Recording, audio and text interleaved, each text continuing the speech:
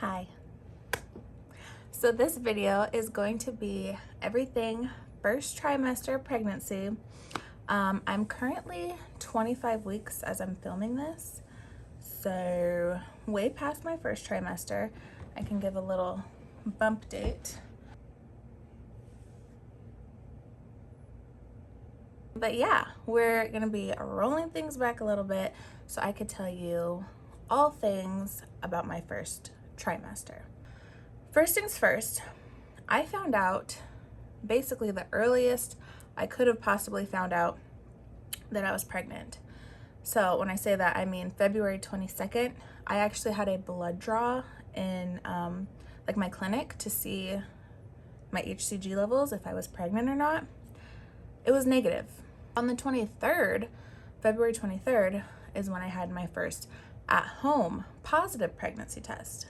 It was like super duper faint, like you could barely see that second line on the pregnancy test. So it was super early, like you had to squint to look at it, and it was so faint, but nonetheless it was positive. So I found out I was pregnant basically the earliest I could have found out, and my first symptoms were pretty much not there. I don't think I was having any symptoms at the time. I think maybe like a week later I started to get breast tenderness and fatigue. So I started getting like really tired and like needing to take naps.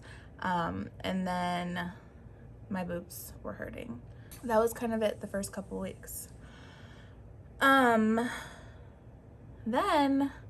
when we hit 6 weeks is where ish hit the fan. Okay. The nausea was intense.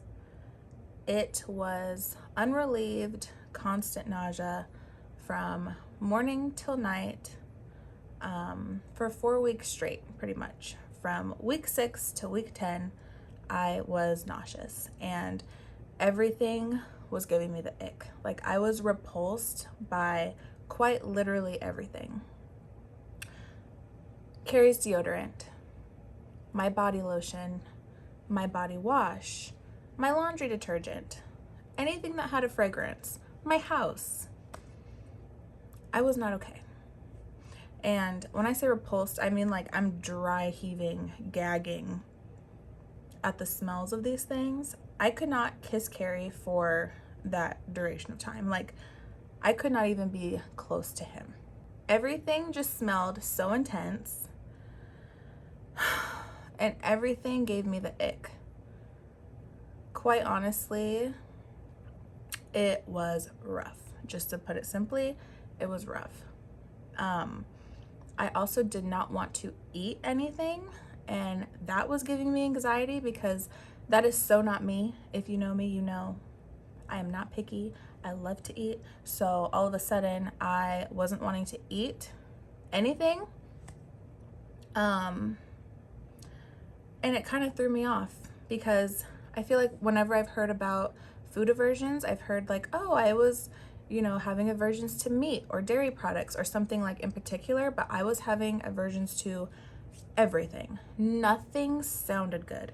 Like, literally nothing sounded good. And it would give me anxiety because you get hungry, but you don't want to eat anything. And then the hunger is making your nausea worse. And the nausea is making you like not want to eat anything. It just was like this toxic cycle, and it gave me major anxiety because I did not know myself. I was so unpredictable. I did not know what I was going to eat for my next meal, and it was not a good time. I didn't know who she was. How I ended up navigating that is basically something random out of nowhere would pop into my head, like a tuna sandwich, for example, and it was a very specific way that it had to be like prepared, would pop into my head, would sound a little good, and so I would have to act upon that and go get that to eat so that I could eat for the day, because otherwise I was not eating. I had to take full advantage of those moments when those things did pop into my head and like go eat it so that I was eating something. Otherwise, I was not wanting to eat. I actually lost a couple pounds my first trimester because of this. So, yeah, not good. Another thing that threw me off is when people talk about morning sickness, because for me, it was not just the morning, like it was constant throughout the day. And I feel like sometimes it was actually even worse at night. So yeah, just threw me for a loop. I am thankful that I wasn't like fully vomiting, although there were moments when I felt so nauseous that I wished I would vomit just to like get some relief. But I wasn't vomiting. I just was like dry heaving, probably because I didn't have much in my stomach at the time because I wasn't eating. Yeah, it was just gross. And I think because all of those physical symptoms were going on, it mentally took a toll on me. I basically was just sleeping and going to work, and that's all the energy I could give for the day. And I would come home and immediately just like put on pajamas and want to get in bed. Like, it felt low. I felt very low. I was not showering regularly.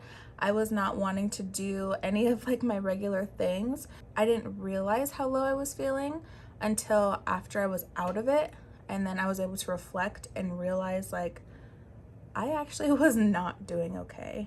So just being honest about that, week 6 to week 10 were not good. If you think about any time you've ever had like the flu, the stomach flu, and it's maybe like 3 days, 4 days, a week, and you just feel crummy, imagine that being like a whole month. Like, that's how it felt. I will say at the 10-week mark, I slowly started getting rid of my nausea. Like, it slowly was diminishing, and I slowly was able to eat more things and slowly gaining more energy and slowly feeling more like myself and getting more into my regular routines. So yeah, there was light at the end of the tunnel. It's also crazy because as soon as you're out of it, you're kind of like, oh, that wasn't so bad. I'm actually enjoying my pregnancy, and let's just keep it pushing. It's almost like birth. Like, you go through birth. That's obviously like a tough experience. It's a challenge. But then once your baby's here, you're like, oh, that was fine. I'd do it again. Like, our brains have a sick way of forgetting and moving on. And I appreciate that actually, because there was a moment within those couple weeks where I was like, do I ever want to do this again? So thankfully, she made it through, and I'm doing fine, and I would totally do it again for the next one.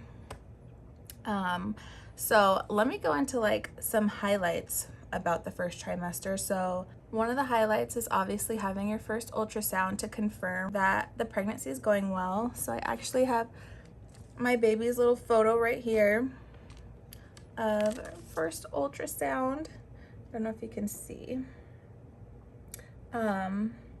But she was literally the size of a kidney bean during this ultrasound, like teeny tiny. You just see her little body there and a whole lot of uterus. But it was so special going to the first ultrasound and like seeing her little heartbeat flicker on the monitor and just seeing this cute little bean inside my tummy. I just was like so excited. I already thought she was so cute. We didn't know the gender here because I think this was at 8 weeks. So we didn't know the gender yet, but I just already thought my baby was the cutest thing ever. We did end up finding out the gender at our 10-week, at the 10-week mark. We were offered to do the blood test, where I didn't even know this was a thing, but apparently they draw the mom's blood. I'm female, so I have XX chromosomes, and males have XY chromosomes. So if they draw my blood and they see any Y chromosomes in my blood, that would mean that I'm having a son.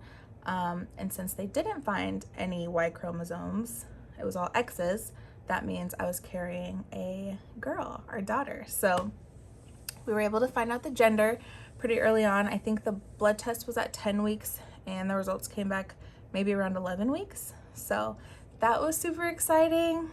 I also got this from a friend. It's a little calendar that like goes by day in your pregnancy, but it gives you the date, how many like days along, weeks and days along you are in your pregnancy, and then a little fact for the day.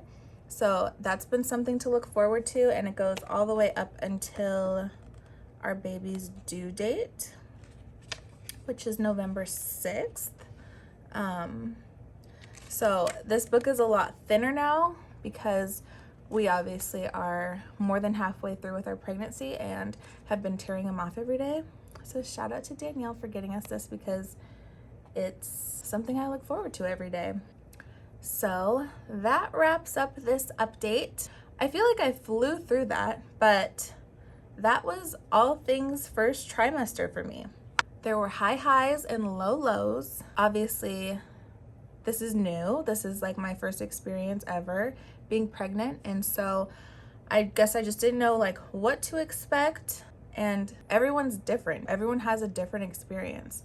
So that was just mine. That was how my first trimester went. And yeah, that's about it.